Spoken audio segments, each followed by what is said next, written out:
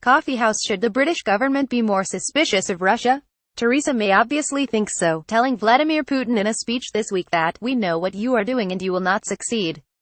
Jeremy Corbyn is less keen, with his spokesman telling journalists that, "I think we need to see more evidence of what's being talked about," but Jeremy has made clear on a number of occasions that we need to see an attempt through dialogue to ratchet down tensions with Russia. Meanwhile, Salmond's decision to host a chat show on Kremlin-backed channel Russia Today last week ratcheted up tensions with his own party, with Nicola Sturgeon distancing herself from Salmond and saying she wouldn't have advised him to do such a thing. The matter pops up in a column in the Courier today by Salmond's former speechwriter and critic Alex Bell, who isn't of compliments for his old boss, describing him as Mr. Putin's patsy, who has an insecure ego, and useful idiot. But aside from the volley of insults, Bell also has a revealing line about Russia's interest in Scotland. He describes a meeting with Russian officials in the run-up to the 2014 independence referendum, which led to a suggestion that Salmond should meet Putin, and writes, "What stood in 2012 still stands. Russia is not a functioning democracy, does not respect human rights, is in the habit of murdering government critics and would clearly like to destabilize the West."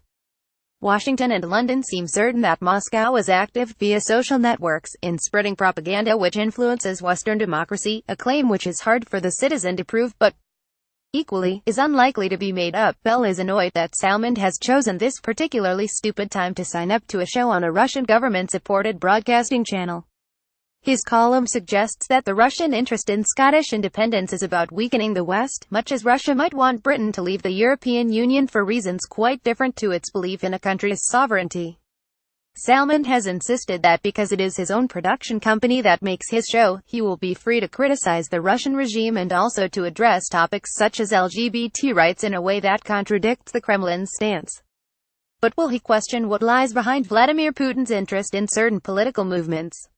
No earnest supporter of Scottish independence would want it to be associated with a country that wants to destabilize the West through political turmoil, so presumably this will be an important issue, like LGBT rights, that the former First Minister of Scotland will want to pursue.